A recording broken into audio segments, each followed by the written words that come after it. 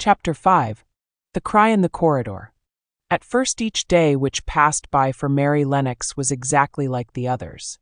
Every morning she awoke in her tapestried room and found Martha kneeling upon the hearth building her fire. Every morning she ate her breakfast in the nursery which had nothing amusing in it.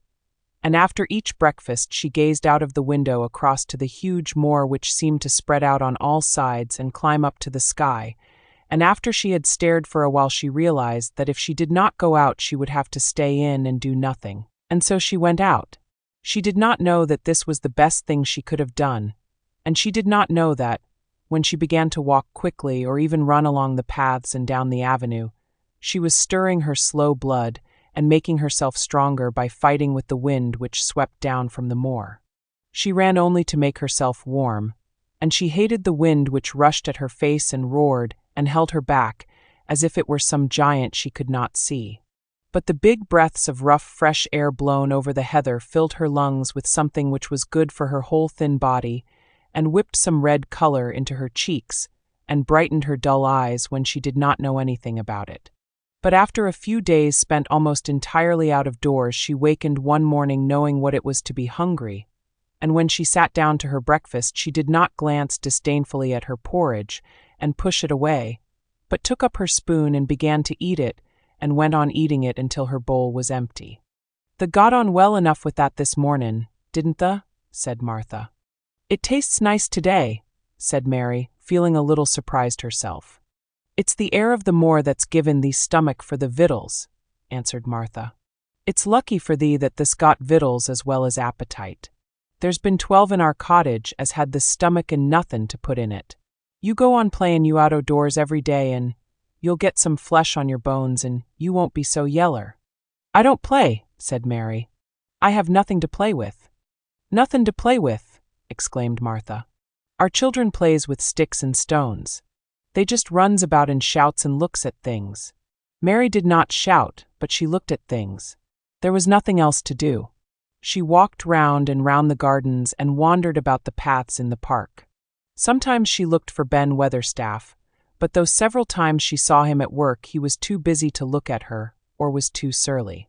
Once when she was walking toward him he picked up his spade and turned away as if he did it on purpose. One place she went to oftener than to any other. It was the long walk outside the gardens with the walls round them. There were bare flower beds on either side of it, and against the walls ivy grew thickly. There was one part of the wall where the creeping dark green leaves were more bushy than elsewhere. It seemed as if for a long time that part had been neglected.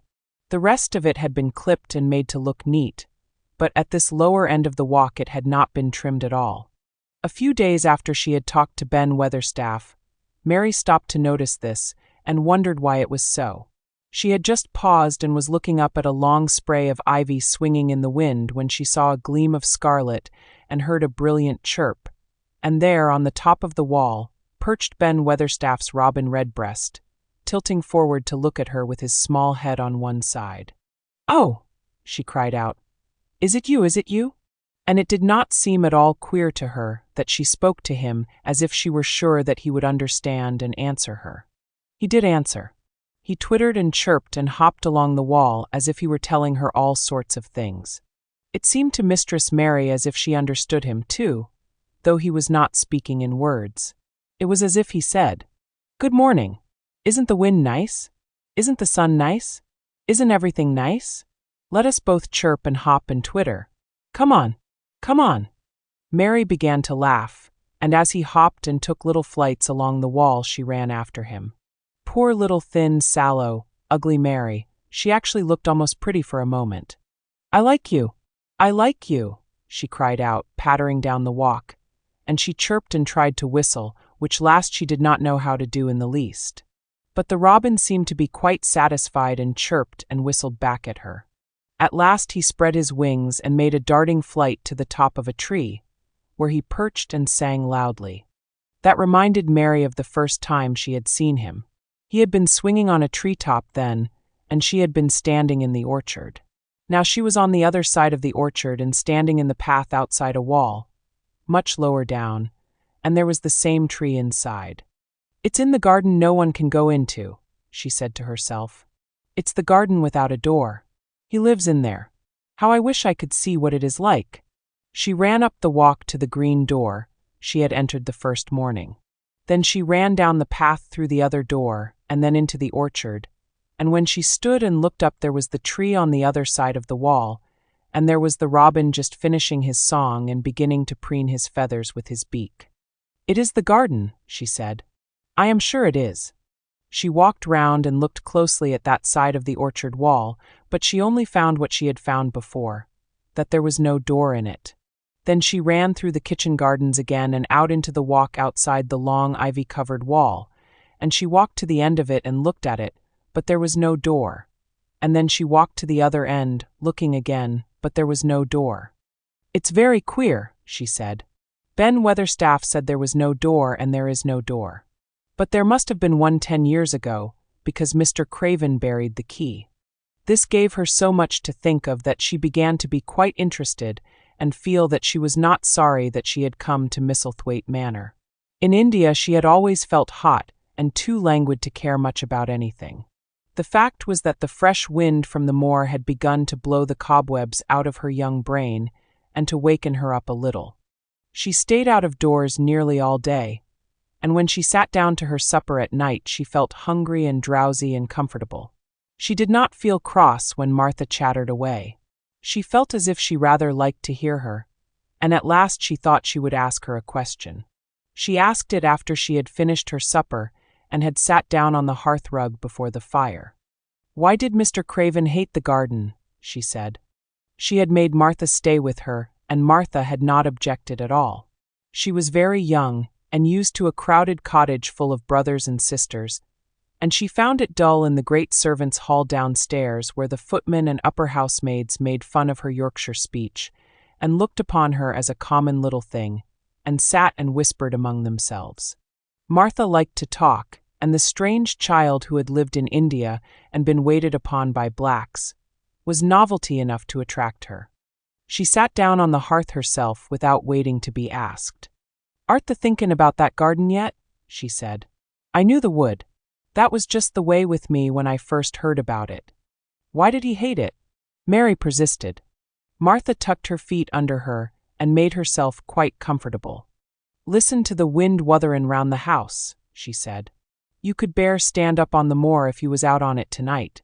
Mary did not know what wutherin' meant until she listened, and then she understood. It must mean that hollow shuddering sort of roar which rushed round and round the house, as if the giant no one could see were buffeting it and beating at the walls and windows to try to break in. But one knew he could not get in, and somehow it made one feel very safe and warm inside a room with a red coal fire. "But why did he hate it so?" she asked after she had listened. She intended to know if Martha did. Then Martha gave up her store of knowledge. "Mind," she said. "Mrs. Medlock said it's not to be talked about. There's lots o' things in this place that's not to be talked over. That's Mr. Craven's orders. His troubles are none servant's business, he says. But for the Arden he wouldn't be like he is. It was Mrs. Craven's garden that she had made when first they were married and she just loved it, and they used to tend the flowers themselves. And none o' the gardeners was ever let to go in. Him and her used to go in and shut the door and stay there hours and hours readin' and talkin'. And she was just a bit of a girl and there was an old tree with a branch bent like a seat on it. And she made roses grow over it and she used to sit there. But one day when she was sittin' there the branch broke and she fell on the ground and was hurt so bad that next day she died. The doctors thought he'd go out o' his mind and die too. That's why he hates it. No one's never gone in since, and he won't let anyone talk about it." Mary did not ask any more questions. She looked at the red fire and listened to the wind, wutherin'. It seemed to be wutherin', louder than ever. At that moment a very good thing was happening to her. 4 good things had happened to her, in fact, since she came to Misselthwaite Manor. She had felt as if she had understood a robin and that he had understood her. She had run in the wind until her blood had grown warm. She had been healthily hungry for the first time in her life, and she had found out what it was to be sorry for someone. But as she was listening to the wind, she began to listen to something else. She did not know what it was, because at first she could scarcely distinguish it from the wind itself. It was a curious sound. It seemed almost as if a child were crying somewhere. Sometimes the wind sounded rather like a child crying, but presently Mistress Mary felt quite sure this sound was inside the house, not outside it. It was far away, but it was inside. She turned round and looked at Martha. "Do you hear anyone crying?" she said. Martha suddenly looked confused. "No," she answered. "It's the wind. Sometimes it sounds like as if someone was lost on the moor in Wayland. It's got all sorts o' sounds." "But listen," said Mary. "It's in the house, down one of those long corridors." And at that very moment a door must have been opened somewhere downstairs, for a great rushing draught blew along the passage, and the door of the room they sat in was blown open with a crash, and as they both jumped to their feet the light was blown out, and the crying sound was swept down the far corridor, so that it was to be heard more plainly than ever. "There," said Mary. "I told you so. It is someone crying, and it isn't a grown-up person." Martha ran and shut the door and turned the key, but before she did it they both heard the sound of a door in some far passage shutting with a bang, and then everything was quiet, for even the wind ceased wutherin' for a few moments. "It was the wind," said Martha stubbornly. "And if it wasn't, it was little Betty Butterworth, the scullery maid. She's had the toothache all day." But something troubled and awkward in her manner made Mistress Mary stare very hard at her. She did not believe she was speaking the truth. Chapter 6. There was someone crying. There was. The next day the rain poured down in torrents again, and when Mary looked out of her window the moor was almost hidden by gray mist and cloud. There could be no going out today. "What do you do in your cottage when it rains like this?" she asked Martha. "Try to keep from under each other's feet mostly," Martha answered.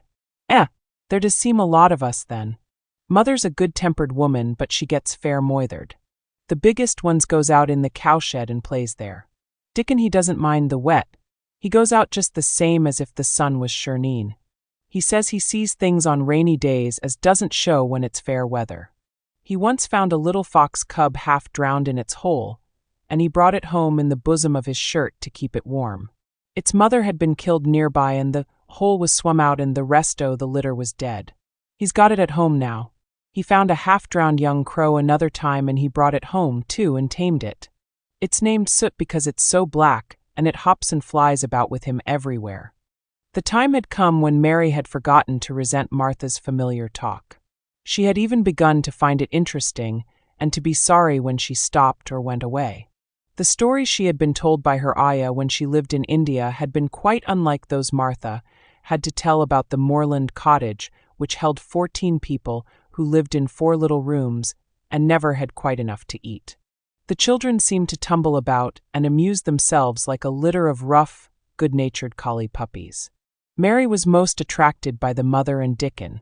When Martha told stories of what Mother said, or did they always sounded comfortable? "If I had a raven or a fox cub I could play with it," said Mary.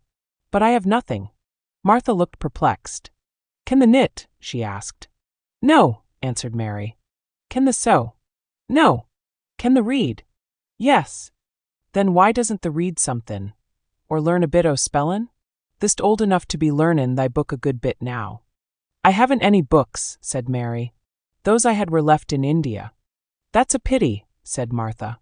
"If Mrs. Medlock let thee go into the library, there's thousands o' books there."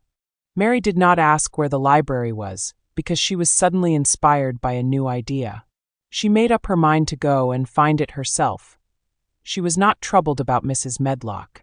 Mrs. Medlock seemed always to be in her comfortable housekeeper's sitting room downstairs. In this queer place one scarcely ever saw anyone at all. In fact, there was no one to see but the servants, and when their master was away they lived a luxurious life below stairs, where there was a huge kitchen hung about with shining brass and pewter, and a large servants' hall where there were 4 or 5 abundant meals eaten every day, and where a great deal of lively romping went on when Mrs. Medlock was out of the way. Mary's meals were served regularly, and Martha waited on her, but no one troubled themselves about her in the least. Mrs. Medlock came and looked at her every day or two, but no one inquired what she did or told her what to do. She supposed that perhaps this was the English way of treating children.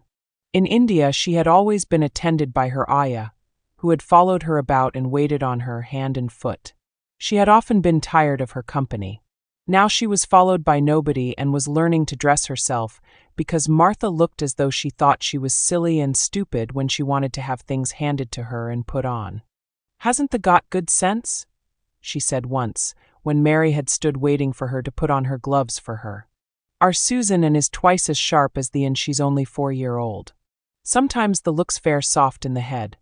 Mary had worn her contrary scowl for an hour after that, but it made her think several entirely new things. She stood at the window for about 10 minutes this morning after Martha had swept up the hearth for the last time and gone downstairs. She was thinking over the new idea which had come to her when she heard of the library. She did not care very much about the library itself because she had read very few books, but to hear of it brought back to her mind the undread rooms with closed doors. She wondered if they were all really locked and what she would find if she could get into any of them. Were there 100 really? Why shouldn't she go and see how many doors she could count? It would be something to do on this morning when she could not go out. She had never been taught to ask permission to do things, and she knew nothing at all about authority, so she would not have thought it necessary to ask Mrs. Medlock if she might walk about the house, even if she had seen her. She opened the door of the room and went into the corridor, and then she began her wanderings. It was a long corridor, and it branched into other corridors, and it led her up short flights of steps which mounted to others again. There were doors and doors, and there were pictures on the walls. Sometimes they were pictures of dark, curious landscapes, but oftenest they were portraits of men and women in queer, grand costumes made of satin and velvet. She found herself in one long gallery whose walls were covered with these portraits. She had never thought there could be so many in any house. She walked slowly down this place and stared at the faces which also seemed to stare at her. She felt as if they were wondering what a little girl from India was doing in their house. Some were pictures of children, little girls in thick satin frocks which reached to their feet and stood out about them, and boys with puffed sleeves and lace collars and long hair, or with big ruffs around their necks. She always stopped to look at the children and wonder what their names were, and where they had gone and why they wore such odd clothes. There was a stiff, plain little girl rather like herself. She wore a green brocade dress and held a green parrot on her finger. Her eyes had a sharp, curious look. "Where do you live now?" said Mary aloud to her. "I wish you were here." Surely no other little girl ever spent such a queer morning. It seemed as if there was no one in all the huge rambling house but her own small self, wandering about upstairs and down, through narrow passages and wide ones, where it seemed to her that no one but herself had ever walked. Since so many rooms had been built, people must have lived in them, but it all seemed so empty that she could not quite believe it true. It was not until she climbed to the second floor that she thought of turning the handle of a door. All the doors were shut, as Mrs. Medlock had said they were, but at last she put her hand on the handle of one of them and turned it. She was almost frightened for a moment when she felt that it turned without difficulty, and that when she pushed upon the door itself it slowly and heavily opened. It was a massive door and opened into a big bedroom. There were embroidered hangings on the wall, and inlaid furniture such as she had seen in India stood about the room. A broad window with leaded panes looked out upon the moor, and over the mantel was another portrait of the stiff, plain little girl who seemed to stare at her more curiously than ever. "Perhaps she slept here once," said Mary. "She stares at me so that she makes me feel queer." After that she opened more doors and more. She saw so many rooms that she became quite tired and began to think that there must be 100, though she had not counted them. In all of them there were old pictures or old tapestries with strange scenes worked on them. There were curious pieces of furniture and curious ornaments in nearly all of them. In one room, which looked like a lady's sitting room, the hangings were all embroidered velvet, and in a cabinet were about 100 little elephants made of ivory. They were of different sizes, and some had their mahouts or palanquins on their backs. Some were much bigger than the others, and some were so tiny that they seemed only babies. Mary had seen carved ivory in India, and she knew all about elephants. She opened the door of the cabinet and stood on a footstool and played with these for quite a long time. When she got tired, she set the elephants in order and shut the door of the cabinet. In all her wanderings through the long corridors and the empty rooms, she had seen nothing alive, but in this room she saw something. Just after she had closed the cabinet door, she heard a tiny rustling sound. It made her jump and look around at the sofa by the fireplace, from which it seemed to come.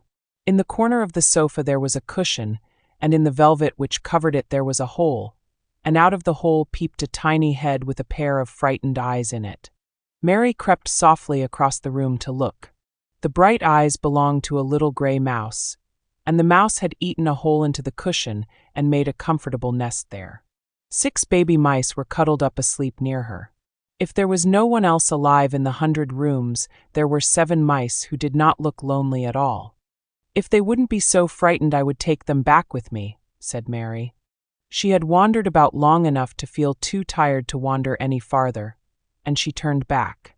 2 or 3 times she lost her way by turning down the wrong corridor, and was obliged to ramble up and down until she found the right one. But at last she reached her own floor again, though she was some distance from her own room and did not know exactly where she was. "I believe I have taken a wrong turning again," she said, standing still at what seemed the end of a short passage with tapestry on the wall. "I don't know which way to go. How still everything is." It was while she was standing here, and just after she had said this, that the stillness was broken by a sound. It was another cry, but not quite like the one she had heard last night. It was only a short one, a fretful childish whine muffled by passing through walls. "It's nearer than it was," said Mary, her heart beating rather faster. "And it is crying." She put her hand accidentally upon the tapestry near her, and then sprang back, feeling quite startled. The tapestry was the covering of a door which fell open and showed her that there was another part of the corridor behind it, and Mrs. Medlock was coming up it with her bunch of keys in her hand and a very cross look on her face. "What are you doing here?" she said, and she took Mary by the arm and pulled her away. "What did I tell you?" "I turned round the wrong corner," explained Mary. "I didn't know which way to go, and I heard someone crying." She quite hated Mrs. Medlock at the moment, but she hated her more the next. "You didn't hear anything of the sort," said the housekeeper. "You come along back to your own nursery, or I'll box your ears."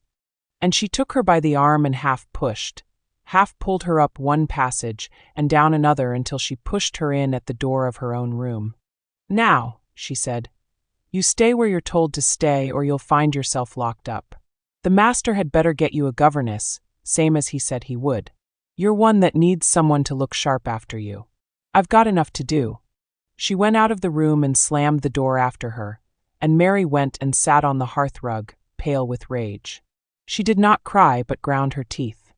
There was someone crying. There was, she said to herself. She had heard it twice now, and sometime she would find out. She had found out a great deal this morning.